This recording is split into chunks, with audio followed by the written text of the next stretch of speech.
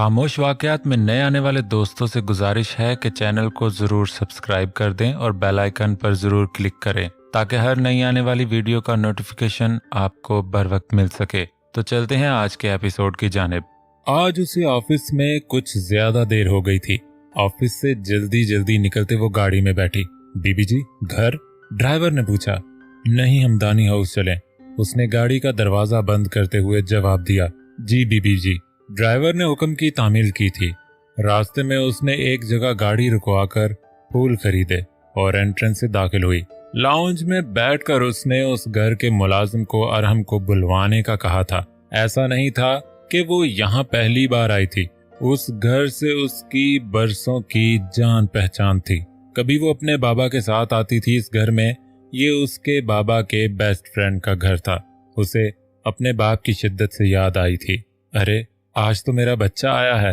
हमदानी साहब ने लाउंज में कदम रखते ही कहा। अस्सलामु अलैकुम अंकल, कैसे हैं आप? उसने अपना सर आगे किया। वालेकुम अस्सलाम बच्चा। उन्होंने उसके सर पर प्यार दिया। आओ बैठो। इब्राहिम कैसा है? अना भी कैसी हैं? उन्होंने उसके सामने बैठते हुए कहा।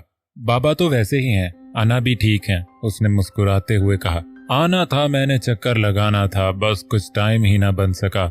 एक तो बिजनेस की मसरूफियात, ऊपर से अरहम पर ये कातिलाना हमला। मैं तो बहुत परेशान हो गया था। उन्होंने परेशान लहजे में कहा। कोई बात नहीं अंकल, आपको जब टाइम मिलेगा आप लगा लेना चक्कर। उसने तजवीज दी। सुना है अजलान वापस आ गया है और तुम और वो एक साथ एक ही प्रोजेक्ट पर काम कर रहे हो, मलक इंडस्ट्रीज के साथ। उन्होंने मुलाजिम के हाथ से चाय लेते हुए कहा। जी अंकल। उसने भी चाय का कप पकड़ते हुए मुख्तसर जवाब दिया। बेटा, उसके साथ बिजनेस करने से पहले तुम मुझसे मशवरा तो कर लेती। तुम्हें क्या लगता है ये सब सही है? उन्होंने उसके चेहरे पर कुछ खोजते हुए कहा। अंकल फिलहाल वो मेरे लिए एक बिजनेस पार्टनर के कुछ नहीं।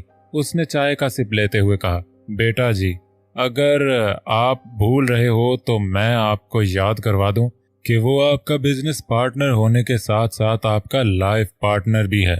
उन्होंने उस पर चोट की।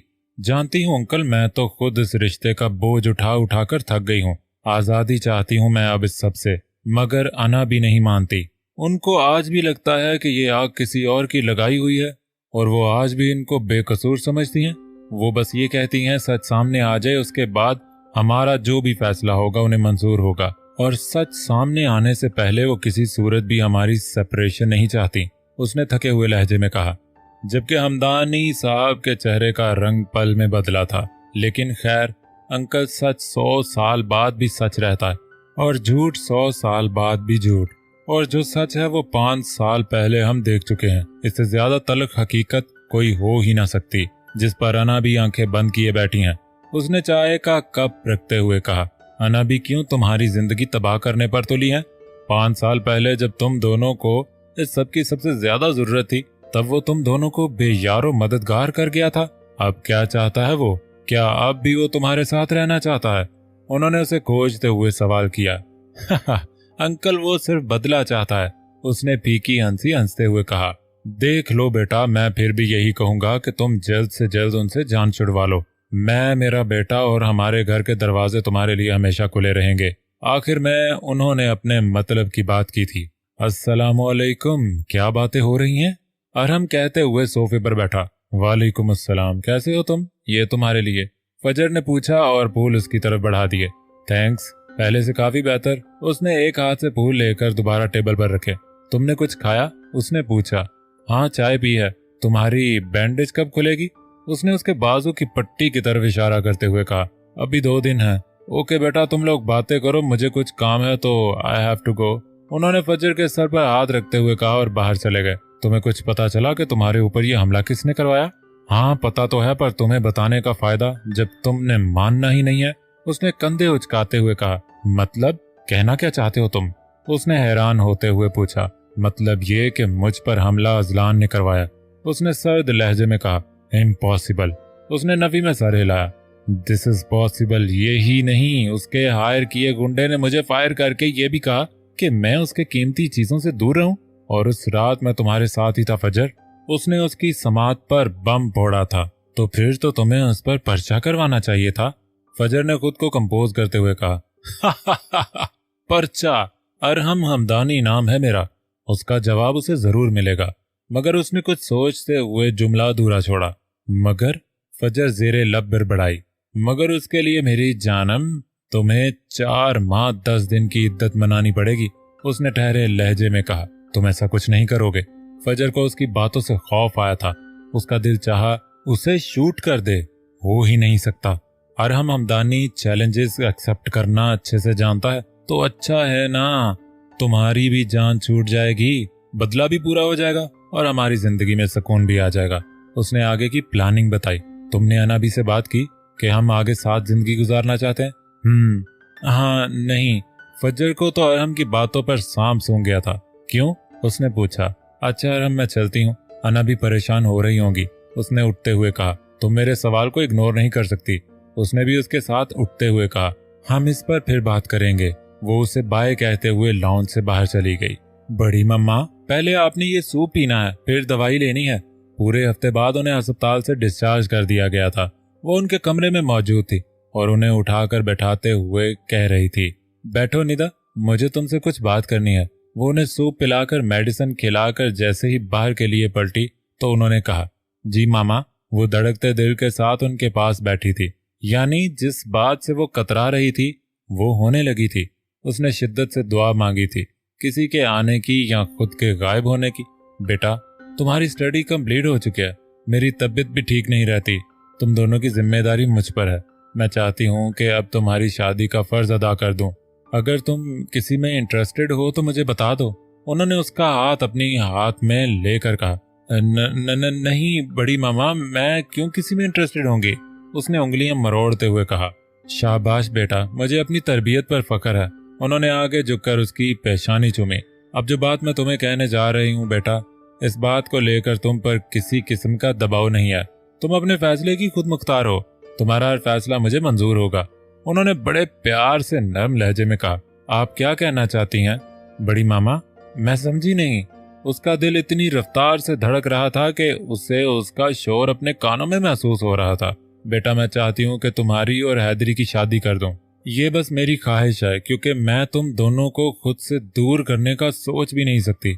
अपनी बड़ी मामा को खुदगर्ज कह लो चाहे, मगर मेरा इतना जिगरा नहीं कि अपने दिल के टुकड़ों को किसी और के सुपुर्द कर दूं। उन्होंने उसके हाथ पर दबाव डालते हुए कहा। मगर फिर भी आखिरी फैसला तुम्हारा होगा। तुम्हारे पास कल तक का टाइम है। जो भी फैसला हुआ मुझे लाजमी बता देना। मैं इंतजार करूंगी। अब तुम जाओ, मैं आराम कर लूं। वो कहते हुए लेट गई और वह जी कहती हुई नम आंखों से बाहर चली गई। आज इतनी देर कर दी आने में, और ये ड्रेस? उन्होंने पूरे दिन में अब उसे देखा था। सुबह भी वो उनसे मिले बगैर चली गई थी। हाँ जी, वो मेरा दिल करता है अब इसे ड्रेस पहनने को। उसने सोफे पर बैठते सच को छुपाते हुए कहा। हाँ। उन्होंने उसे गहरी नजरों से खोजते हुए कहा।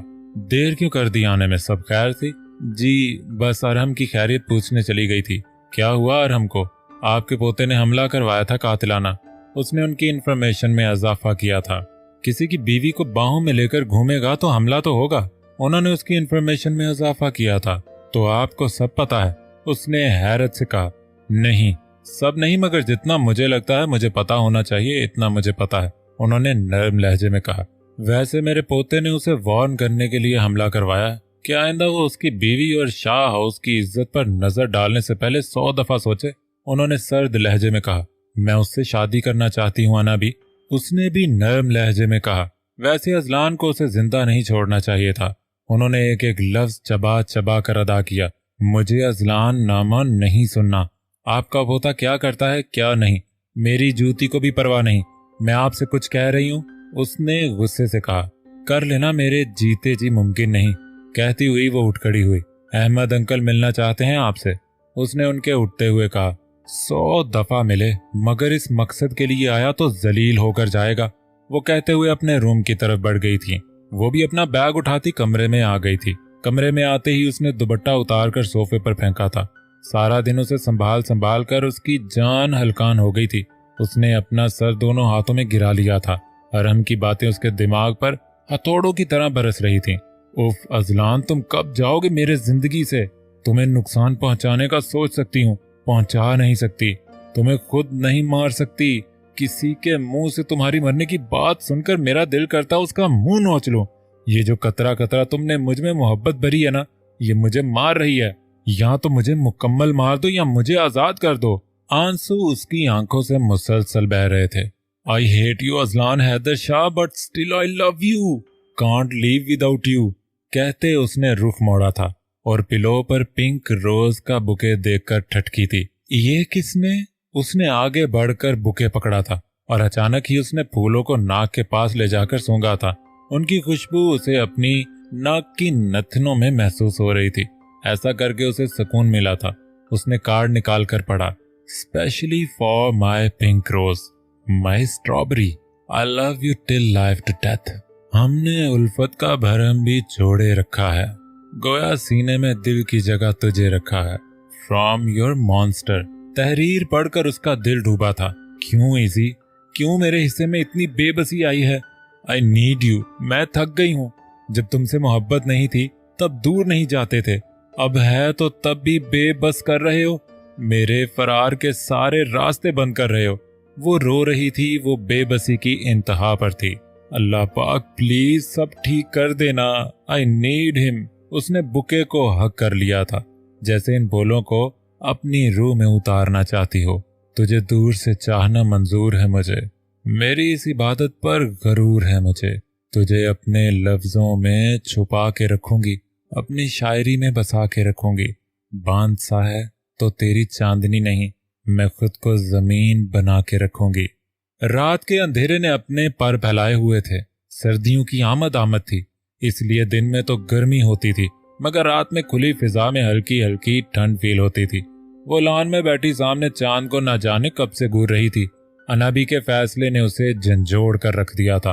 वो घुटनों पर सर रखे किसी गैर मरई नुक्ता पर गौर कर रही थी।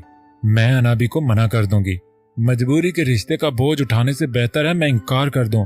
सारी जिंदगी मुझे नापसंदीदा बीवी बनकर नहीं गुजारनी। वैसे भी मैं उन्हें भाई समझती हूँ और उन्हें भी ये रिश्ता नहीं कबूल। इससे पहले कि वो किसी फैसले पर पहुंचती, उसके मोबाइल पर होने वाली बेल ने उसे अपनी मौजूदगी का एहसास दिलाया। क्या सोचा फिर तुमने? जैनब उसकी दोस्त ने पूछा। वो जैनब को सब कुछ बता चुकी थी।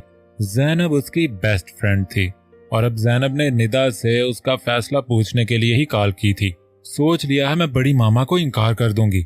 मैं कभी भी अनचाही बीवी बनकर नहीं रहना चाहूंगी, इसलिए हम सब की बेहतरी इसी में है। उसने सामने चांद को देखते हुए कहा, निदा मुझे नहीं लगता कि तुम्हें इनकार करना चाहिए, वक्त के साथ सब ठीक हो जाएगा। जैनब ने उसे समझाना चाहा। नहीं जैनब, मुझे लगता है कि मेरा इनकार ही सब ठीक कर देगा। वैसे भी मैं अनाबी को अपने तरीके से समझा लूंगी। थोड़ा हर्ट होंगी, कुछ देर नाराज रहेंगी, फिर सब ठीक हो जाएगा। मैं किसी की जिंदगी पर मसल्लत होना कभी भी नहीं चाहूंगी। सारी जिंदगी का बोझ बनने से इनकार बेहतर है। 2 जिंदगियां बर्बाद होने से बच जाएंगी। उसने अपने आंसू साफ करते हुए कहा और कॉल काट दी। वो अंदर जाने के लिए उठी, चप्पल पहनकर जैसे मुड़ी किसी भारी चीज से उसका सर बुरी तरह टकराया था। आउच! उसने सर मसलते हुए जैसे ही ऊपर देखा, हैदरी की आंखों की सर्द महरी देखकर उसकी जान फना हो गई थी। वो उसके सीने के साथ टकराई थी। वो हिम्मत करके साइड से निकलने लगी। उसने उसका बाजू पूरी शिद्दत से पकड़कर अपने सामने खड़ा किया था। जाने दे हैदरी भाई, उसने अपना हाथ छुड़वाना चाहा। उसने उसे हाथ के इशारे से चुप रहने को कहा। तो तुम्हें एक बार की कही बात समझ नहीं आती? उसने उसका बाजू मजीद मरोड़ा। हैदरी भाई मुझे दर्द हो रहा है, बर्दाश्त करो। तुम्हारी वजह से मैं भी तो कर रहा हूं इतने दिन से बर्दाश्त। अब तुम्हारी बारी। एक बात कान खोल कर सुन लो, जिस दिन मामा को तुमने इनकार किया उस दिन यहां गोली मारूंगा। उसने उसकी कनपटी पर उंगली रखकर दबाते हुए कहा। एक बार इनकार करके मैं अपनी मामा को मौत के घाट उतरता देख चुका हूं, अब मजीद नहीं। उसने उसके आंसुओं से बाहर आंखों में देखते हुए कहा। क्या कहोगी फिर तुम मामा से? उसने उससे फिर से पूछा था। मैं मामा से? उसका हाथ उसकी गिरफ्त में बेजान हो रहा था। हाँ मामा से। उसने उसके अल्फाज दोहराए और बाजू पर दबाव बढ़ाया। मैं मामा से कहूंगी मुझे इनका हर फैसला मंजूर है। उसने सर झुकाते हुए दर्द की शिद्दत से रोते हुए कहा। गुड गर्ल, अपनी जिंदगी में आने वाले हर तूफान के लिए रेडी रहो और वेलकम कहो। वो उसका बेदर्दी से हाथ छोड़ता चला गया था।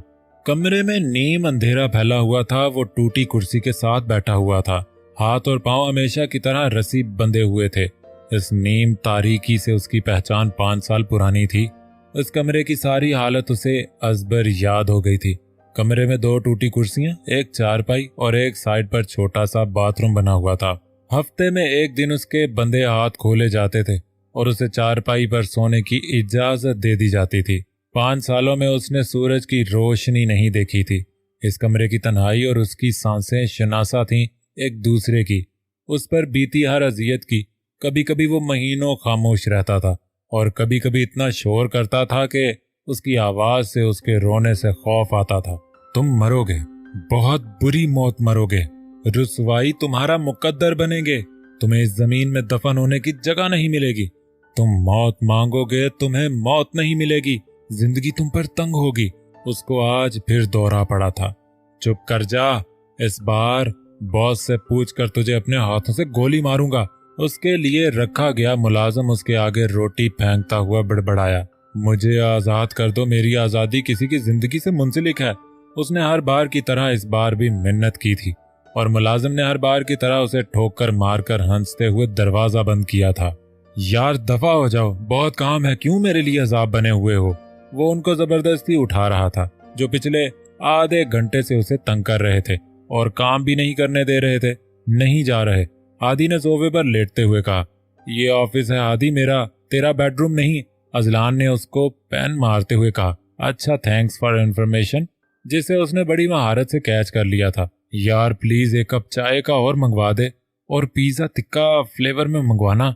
अली ने सैंडविच खत्म करते हुए कहा, तू जिन का बच्चा है? अजलान ने हैरान होते हुए कहा, जो पिछले आधे घंटे से बस खा ही रहा था। मेरे लिए पिज्जा के साथ कोक मंगवाना और मेरा पिज्जा अलग, इसका अलग, मेरा फिजीता फ्लेवर। हादी ने आंखें बंद करते हुए कहा, 2 मिनट से पहले गायब हो जाओ यहाँ से। मुझे कल इस्लामाबाद जाना है और मेरी आधी से ज्यादा प्रेजेंटेशन पड़ी है, और अगर मेरी प्रेजेंटेशन रेडी ना हुई तो वो स्ट्रॉबेरी चुड़ैल हवाओं में उड़ने लगेगी। अजलान ने हाथ जोड़ते हुए कहा, तो तू कर प्रेजेंटेशन रेडी, मना थोड़ी कर रहे हैं। हादी कोई अच्छी सी मूवी बता। अली ने उसका लैपटॉप अपनी तरफ करते हुए हादी से कहा, तो तुम लोग नहीं जाओगे? वो गुस्से से चिल्लाया था। नहीं, वो दोनों आराम से बोले, वेट, तुम लोगों के जिन मैं अभी निकालता हूँ। वो इंटरकॉम पर होने वाली बेल रिसीव करते हुए बोला, सर अरहम हमदानी आपसे मिलना चाहते हैं। सेक्रेटरी ने इतला दी। नहीं मैं बिजी हूँ, बोलो कल आएं। उसने कहकर रिसीवर रख दिया। सर बिजी हैं, आप कल आएं। अभी सेक्रेटरी की बात मुकम्मल भी नहीं हुई थी, वो तन फन करता उसके ऑफिस रूम की तरफ बढ़ गया। सर मैं आपसे कह रही हूँ। सेक्रेटरी उसके पीछे भागती हुई गई थी। वो उसके ऑफिस का दरवाजा खोल चुका था। वाओ, यहाँ तो तमाशा हो रहा है। वो तीनों एक दूसरे से गुत्थम गुत्था हो रहे थे और हमने देखकर तंज किया। हाँ, बंदर की कमी थी, वो भी फ्री में मिल गया। हादी ने भी अच्छा खासा उनसे अलग होते हुए जवाब दिया। यू? अरहम को उसका जवाब सुनकर आग लगी थी। वो गुस्से से चिल्लाया था, क्या यू? मैनर्स नहीं है किसी के ऑफिस में आने के? जब मैं अपनी सेक्रेटरी को मना कर चुका था तो तू अपना मनहूस थोबड़ा दिखाने क्यों आए मुझे? अजलान उससे डबल आवाज में चिल्लाया था। मुझे भी कोई शौक नहीं तुम्हारी मनहूस शक्ल देखने का। ठंड रख मेरे भाई और जुबान संभाल कर बात कर। अब के अली आगे बढ़ा था और उसके कोट को ठीक करते उसने उसे वार्न किया था, तो तुम तो चमचे हो इसके। उस दिन तुमने ही पार्टी में मुझे और फज्जर को अलग किया था। फज्जर नहीं, भाभी बोल। हादी ने उंगली उठाते वार्न किया। तुम दोनों से बात करने आया मैं। तुम बताओ, मुझ पर हमला करवा कर मुझे तुम फज्जर से दूर कर दोगे तो भूल है तुम्हारी। वो तुम्हारे साथ रहना नहीं चाहती। तुम्हारे साथ रिश्ता उसका एक बोझ के सिवा कुछ नहीं। इसलिए उसे तलाक दो, रास्ता साफ करो हमारा। और ये हमले करवाना और ये बच्चों वाले गेम्स अरहम हमदानी की शान के मुताबिक नहीं है। Got it? उसने अजलान के सामने आते हुए कहा, गलती की, बहुत बड़ी गलती की। मैंने गोलियां तुम्हारे बाजू नहीं सीने में उतरवानी चाहिए थी। खैर, अब तुम खुलकर सामने आ ही गए हो तो मजा आएगा। आज तो तुम्हारे मुंह से मैंने अपनी बीवी का नाम सुन लिया, आइंदा ना सुनो। और एक आखिरी बात, वो क्या चाहती है क्या नहीं, ये ना मुझे सुनना है ना जानना। अजलान हैदर शाह क्या चाहता है ये उसको जानने की और तुम्हें जानने की जरूरत है। मेरी बीवी के साए से भी दूर रहना अब। Now get lost. एक मिनट भी अब तुम मुझे यहाँ नजर आए तो अपनी टांगों पर सलामत नहीं जा सकोगे। वो गुस्से से चिल्लाता हुआ रुख मोड़ गया था। वैसे पिंक फ्रॉक में वो गजब लग रही थी। आई थी मेरी खैरियत पूछने। And we are spend some special time together, वो कहता हुआ ऑफिस से निकल गया था। और अजलान ने गुस्से से अपनी मुट्ठियां भींची थी। उसकी रगें तन गई थी। Easy, take it easy, Hadi ने कहा था, मगर वो गाड़ी की कीज उठाता गुस्से से निकल गया। ये आप तीनों में कौन सी खिचड़ी पक रही है जो हम दोनों से छुपाई जा रही है? वो निदा के सामने खड़ी होती बोली। कोई नहीं, उसने मुख्तसर जवाब दिया। अच्छा, कोई खिचड़ी नहीं पक रही तो आप बड़ी मामा के कमरे से रोती हुई क्यों निकली थी? और अभी जब हैदरी बाई ने आपका हाथ मरोड़ा ना जोर से और आप रो रही थी तब भी मैंने देखा। अब वो बाकायदा जासूसों की तरह जासूसी कर रही थी। बहुत बुरी बात है किसी को चुप चुप कर देखना, वो कहते हुए बेड की तरफ बढ़ी। ना ना, ये तो मेरे सवाल का जवाब नहीं। आप ऐसे करके मेरे सवाल स्पॉइल नहीं कर सकती। उसने उसे लेटते देखा तो बाकायदा उठाते हुए कहा, कोई बात नहीं है किशमिश, क्यों दिमाग खराब कर रही हो? जाओ यहाँ से, खुदा का वास्ता है, लीव मी अलोन। वो गुस्से से उसके आगे हाथ जोड़ते हुए बोली। आंखें फिर से आंसुओं से भर गई थीं। उसने जब उसे रोते देखा तो बैठकर गले लगाया और वो बहन का कंधा मिलते ही मजीद रोने लगी। किशमिश, मुझे नहीं करनी हैदरी बाई से शादी, वो भी नहीं पसंद करते मुझे। बड़ी मामा कहती हैं ये उनकी ख्वाहिश है, वो मुझे इस घर से दूर नहीं करना चाहती हैं, ऐसे में हमेशा उनके पास रहूंगी। वो कहती हैं चाहे मैं उन्हें खुद घर समझूं या कुछ भी, मगर वो इस घर का तस्वुर हमारे बगैर नहीं कर सकती। वो हिचकियों से रो रही थी। हैदरी भाई कहते हैं एक बार वो बड़ी मामा को इनकार करके उनको मौत के घाट उतार चुके हैं, अब जैसा वो चाहेंगी वैसा ही होगा। वो अब हिचकियों में टूटे फूटे लफ्ज अदा कर रही थी। उन्होंने मुझे हॉस्पिटल में भी हर्ट किया था, अब भी मेरे हैंड पर हर्ट किया। वो तकलीफ से रो रही थी। जैसे ही उसने रोते रोते सामने देखा तो वहां हैदरी खड़ा था। वो किशमिश को बुलाने आया था, मगर दरवाजा खुला होने की वजह से वहीं खड़ा होकर उसकी बातें सुनने लगा। निदा ने जैसे ही उसे देखा उसने अपनी दोनों उंगलियों को अपनी दोनों आंखों के आगे करते हुए उसे वार्न करने का इशारा किया और मुड़ गया। तो आप क्यों रो रही हैं? हो सकता है अभी आपको उनका फैसला बुरा लग रहा है, मगर वक्त के साथ सब कुछ ठीक हो जाएगा। और वैसे भी जहां से बड़ी मामा देख और सोच रही हैं उसमें आपकी बेहतरी होगी। और मैंने तो ये भी सुना है कि निकाह में बड़ी ताकत होती है, देखना आप में भी मोहब्बत हो जाएगी। और अच्छा ही है ना, मुझे बहन प्लस भाभी मिल जाएगी। उसने उसे अलग करते हुए उसके आंसू अपने हाथ से साफ करते मुस्कुराते हुए कहा। क्या हुआ, डर क्यों रही हैं, क्यों कांप रही हैं? किशमिश ने उसे कांपते देखा तो पूछा। कुछ नहीं, तुम सही कह रही हो, मुझे अनाबी का हर फैसला कबूल है, वो जैसे चाहेगी वैसे ही होगा। आप ठीक तो हैं? किशमिश को उसकी हालत अजीब लगी। हाँ मैं ठीक हूँ, मुझे सोना है, वो कहते हुए लेट गई। ओके आप रेस्ट करें। वो उस पर कंफर्टर डालते वॉशरूम की तरफ बढ़ी थी। वो गुस्से से कीज उठाता बाहर निकला था। उसका बस नहीं चल रहा था अरहम का मुंह तोड़ दे। तकरीबन भागते हुए पार्किंग एरिया तक पहुंचा था जहां से अरहम की गाड़ी निकल रही थी। उसने भी गाड़ी में बैठकर अपनी गाड़ी अरहम की गाड़ी के पीछे लगा दी। दोनों गाड़ियां आगे पीछे तेज रफ्तार से चल रही थीं। अब ये मेरे पीछे क्यों आ रहा है? अरहम ने मिरर में से अजलान की गाड़ी को अपने पीछे आता देखा तो परेशान होते हुए कहा, कहीं ये मुझे मारने तो नहीं आ रहा? मेरी पिस्टल? उसने गाड़ी में से ढूंढनी चाहिए। शिट, डैम इट, पिस्टल तो घर है। अब सच में अरहम को पसीने आ रहे थे। पापा को कॉल करता हूँ। अब फजर तुम्हारी वजह से मैं अपनी जान नहीं गंवा सकता। इस जनूनी का क्या पता मुझे जान से मार दिया तो। अब तो उसे घबराहट होने लगी थी। उसने मोबाइल निकाला और अपने पापा का नंबर डायल करने लगा। आपका मिलाया हुआ नंबर फिलहाल बंद है। क्या मुसीबत है? बार बार नंबर मिलाने पर भी उसे यही सुनने को मिल रहा था। सब मेरी गलती है, मैं गया ही क्यों इस पागल जंगली के पास? ये भी जंगली, उसके दोस्त भी जंगली। अच्छा होता फोन पर ही भरम दिखा देता। उसने गुस्से से स्टीयरिंग पर हाथ मारते हुए कहा। इतने में अजलान की गाड़ी ने सामने आकर उसकी गाड़ी के सामने अपनी गाड़ी खड़ी की। हाय अरहम, बुरा फंसा है तू, अभी तो अगले जख्म नहीं भरे, उसने थूक निगलते हुए कहा। अजलान ने उसे गिरेबान से पकड़कर खींचकर गाड़ी से बाहर निकाला था और निकालते ही एक घूंसा उसको मारा जिसके लिए वो बिल्कुल तैयार नहीं था। लड़खड़ा कर नीचे गिरा था बोल, क्या बकवास करके आया था तू? तुझे क्या लगा मेरे सामने मेरी बीवी के हुस्न के कसीदे पड़ेगा और मैं इतना बेगैरत हूं तुझे दनाने के लिए छोड़ दूंगा? हिम्मत भी कैसे हुई तेरी? वो उस पर बेदर पे घूंसों के वार कर रहा था। अपनी बीवी से पूछ, वो तेरे साथ रहना ही नहीं चाहती। इनफैक्ट वो तो अनाबी से भी बात करने वाली है या कर ली होगी। वो अपने होठों से खून साफ करते हुए चिल्लाया। थक गई है वो तेरे नाम का बोझ उठाते उठाते। वो तेज तेज सांसें लेता कह रहा था, जान से मार दूंगा उसे, पर तुझ जैसे कुत्ते के लिए नहीं छोड़ूंगा। अना बीबी जान से मार देंगी उसे, पर मेरी अमानत में खयानत नहीं होने देंगी। वो उसके पेट पर टांगे मार रहा था, फिर उसने उसके पेट पर घूंस से मारे। अब अरहम अधमुआ होकर नीचे गिर गया था। उसके मारने में शिद्दत ही ऐसी थी। बोल, अब कर बकवास, क्या कह रहा था? वो उसे बेहोश हुए को ही मारे जा रहा था। मर जाएगा वो, इजी बस कर दे। हादी और अली वहां पहुंच चुके थे। वो अब उसे उससे पीछे कर रहे थे। ये कैसे मेरी बीवी पर हक जता सकता है? ये बेगैरत इंसान ये मुझे बताएगा कि मेरी बीवी मेरे साथ रहना चाहती है या नहीं। वो फिर से जुनूनी अंदाज में उसे मार रहा था। मर जाएगा यार वो। अली ने खून से लथपथ बेहोश पड़े अरहम से दूर हटाया उसे बताओ यार कि फजर अजलान हैदरशाह जनून है मेरा।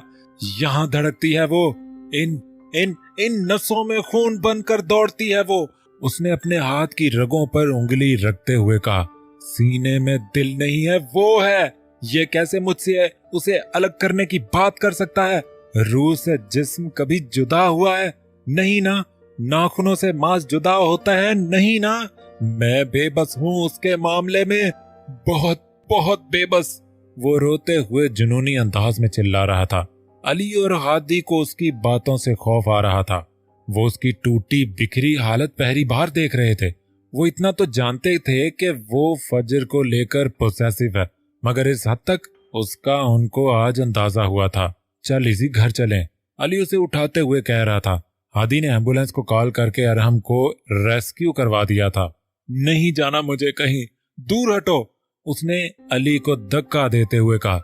इजी देख, तेरी हालत ठीक नहीं है, यू नीड सम रेस्ट। चल शाबाश, हादी ने उसे बाहों में भरते हुए कहा। लीव मी अलोन, जाओ यहाँ से, वो चिल्लाया था। इजी प्लीज मेरी जान मत कर ऐसे। देख मैं हाथ जोड़ता हूँ, अल्लाह पाक सब ठीक कर देंगे, भरोसा रख। मत दे खुद को अजियत, मेरी जान नहीं देख सकते हम तुझे ऐसे। अली ने बाकायदा हाथ जोड़ते हुए बी की आवाज में कहा, कुछ नहीं होगा ठीक, सब गलत हो गया, सब बर्बाद हो गया। जो थोड़ा बहुत ठीक था उसे वो अपने हाथों से बर्बाद कर रही है, इस अरहम के साथ मिलकर। कहा था मैंने उसे कि मेरे जुनून को हवा मत दे, उसने नहीं सुनी मेरी बात। वो हमेशा यहाँ वार करती है। उसने अपने दिल पर हाथ रखते हुए कहा। इसी हम समझाएंगे ना उसे, सब ठीक हो जाएगा, हिम्मत कर यार। हादी ने उसे गले लगाते कहा। नहीं, अब बात समझाने ना समझाने से आगे निकल चुकी है, अब सजा का वक्त है। वो आंसू साफ करते उठकर खड़ा हो गया। देख इसी, तू ऐसा कुछ नहीं करेगा, अली ने उसके आगे आते हुए कहा। नहीं अली और हादी, अब तुम दोनों कुछ नहीं कहोगे, वो गाड़ी में बैठते हुए कह रहा था। हम साथ चलते हैं। नहीं, आज तुम दोनों मेरे रास्ते में नहीं आओगे। इजी काम डाउन, रिलैक्स हो जा। देख तू उसे कुछ मत कहना प्लीज, प्यार से समझाना ना। हाँ, हादी ठीक कह रहा है। देख यार, गुस्से से मसले बढ़ते हैं, हल नहीं होते। पहले हमारे साथ चल, गुस्सा ठीक कर अपना, फिर तू मिल लेना फजर से। अली ने गाड़ी का दरवाजा खोलते हुए कहा। कुछ नहीं कहता उसे, बट अभी मुझे अकेला छोड़ दो। वो अली को उतार कर गाड़ी के दरवाजे लॉक कर चुका था। नहीं, पहले प्रॉमिस कर, जो भी बात होगी आराम से होगी, गुस्से में कोई उल्टा सीधा फैसला मत करना। हादी ने फिर से समझाना चाहा। वो कहता गाड़ी भगा ले गया था। वो कितनी देर सड़क पर गाड़ी दौड़ाते अपने गुस्से को कंट्रोल करने की कोशिश कर रहा था, मगर उसका गुस्सा, उसका जुनून कम नहीं हो रहा था। उसके कानों में अरहम के अल्फाज हथौड़ों की तरह बरस रहे थे।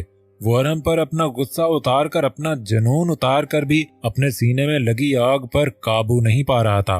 कल आई थी मिलने, अच्छी लग रही थी। And we spend some special time together. अल्फाज थे या बर्चियां, उसे लग रहा था कोई उसके जख्मों को खुरच रहा है। वो कभी लंबे लंबे सांस लेने लगता और कभी अपने सर की नसें दबाता।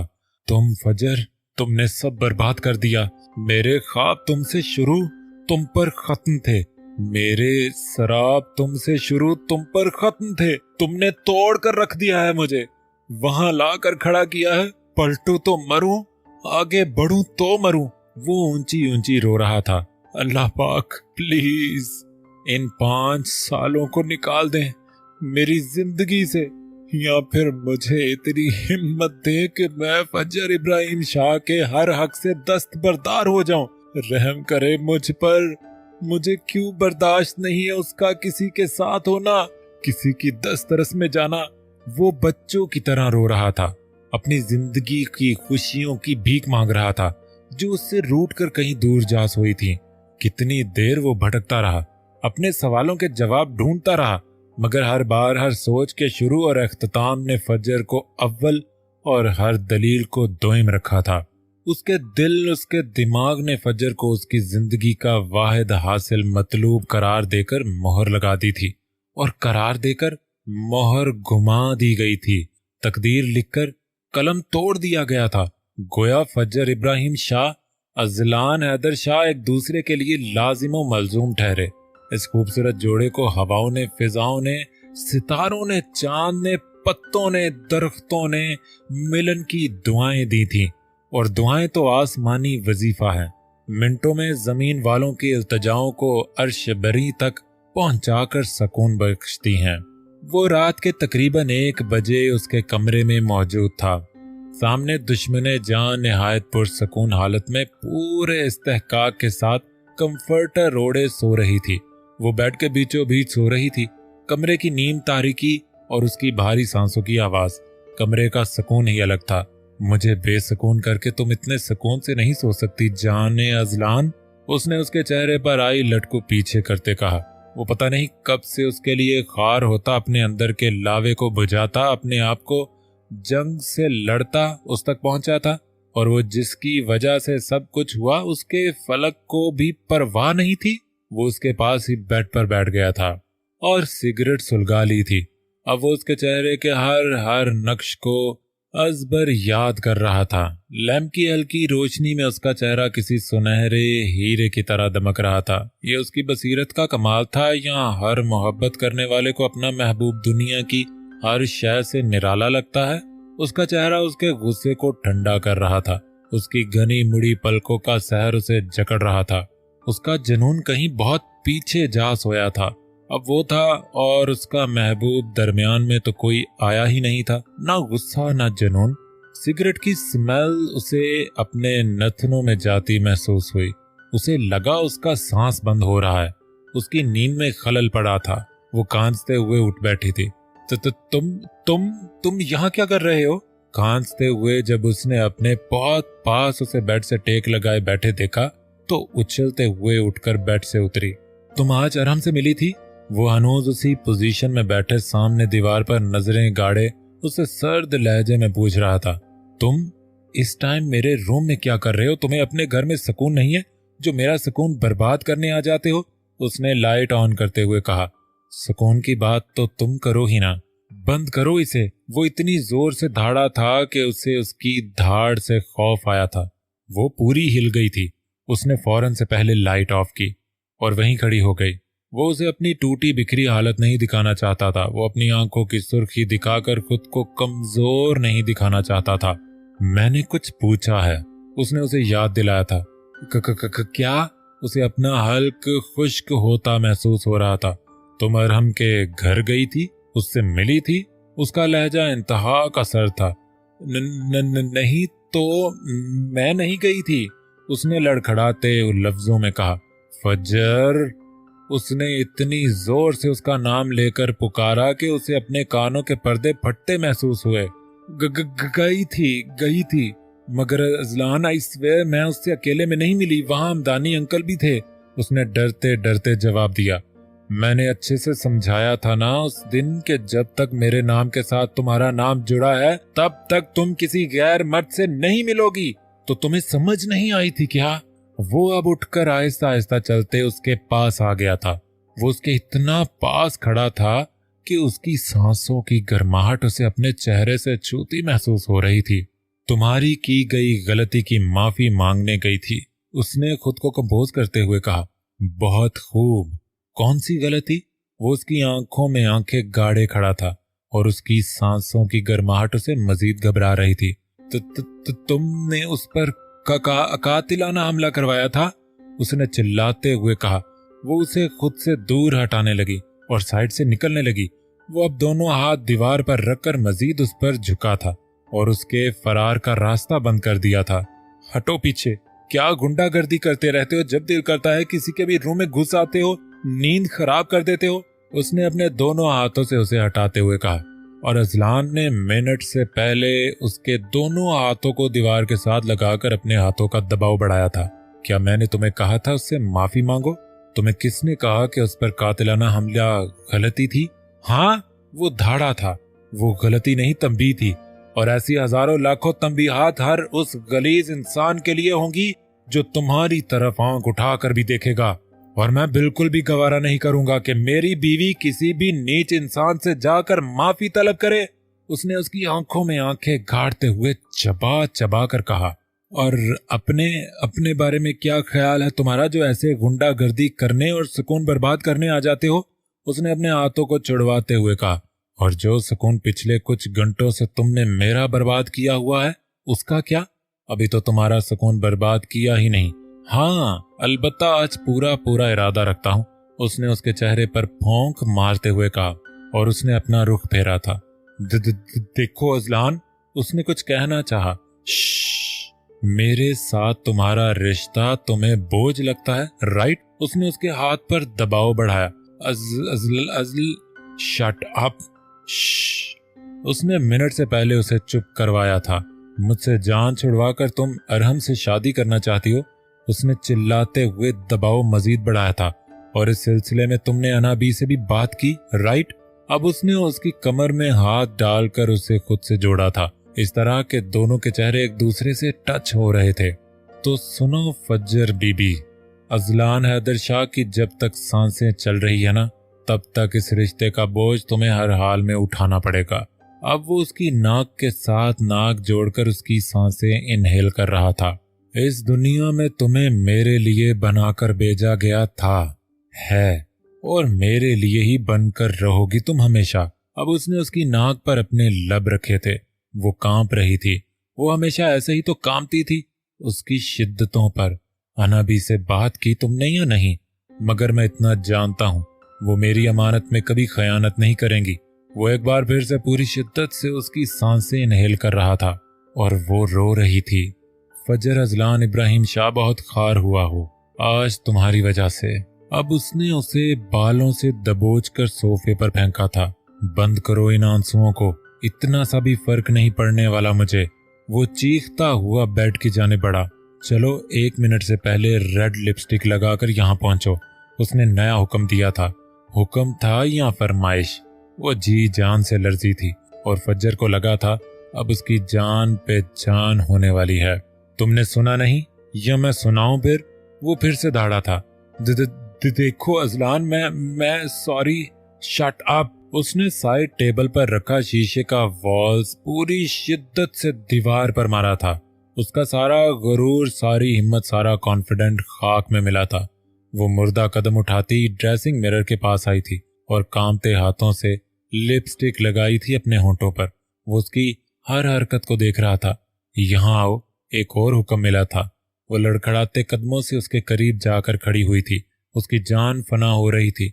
दिल तेजी से धड़क रहा था, ऐसे जैसे उछलकर बाहर आ जाएगा। उसने उसके करीब आते ही उसे खींचकर बेड पर लिटाया था और खुद उस पर झुका था। अजलान प्लीज, ये ठीक नहीं है, उसने रोते हुए कहा। क्या ठीक नहीं है? बीवी हो तुम मेरी, खुदा को हाजिर नाजिर जानकर तुमसे निकाह किया। अब वो उसकी कान की लो पर बाइट कर रहा था। प्लीज अजलान, तुम मुझसे जबरदस्ती नहीं कर सकते, वो कांपते हुए कह रही थी। और कांपो, ये जो तुम्हारी हरकतें हैं ये मुझे अपना जुनून बढ़ाने पर उकसाती हैं। बटन खोलो मेरी शर्ट के, उसने उसे उठाकर बिठाते हुए कहा। और ये सुनकर उसको लगा उसकी टांगें बेजान हो गई हैं। खोलो। उसने उसका हाथ पकड़कर शर्ट के बटन पर रखा और उसके पास सिवाय उसकी बात मानने के और कोई रास्ता नहीं था। उसने एक एक करके उसकी शर्ट के बटन खोले थे और फिर उसने शर्ट उतार कर दूर फेंकी थी। अब वो उसे लटाकर उसके चेहरे पर झुका था। कहा था ना मत बढ़ाना मेरे जुनून को, मगर तुमने एक नहीं मानी। कहते हुए वो अपना अंगूठा उसके होंठों पर फेर रहा था। तो फिर सजा तो बनती है ना। वो कहते ही उसके होंठों पर झुका था और फिर अपनी सांसें उसकी सांसों में उंडेलने लगा। वो पूरी जान से कांप रही थी, रो रही थी, खुद को छुड़वाने की कोशिश कर रही थी, मगर वो उस पर पूरे का पूरा काबिज हुआ था। जब उसकी सांसें उखड़ने लगती वो उसे आजादी बख्शता, और जब वो लंबे लंबे सांस लेकर खुद को नॉर्मल करती वो फिर पूरी जान से उसके लबों पर झुकता और उसकी सांसें उखाड़ने लगता।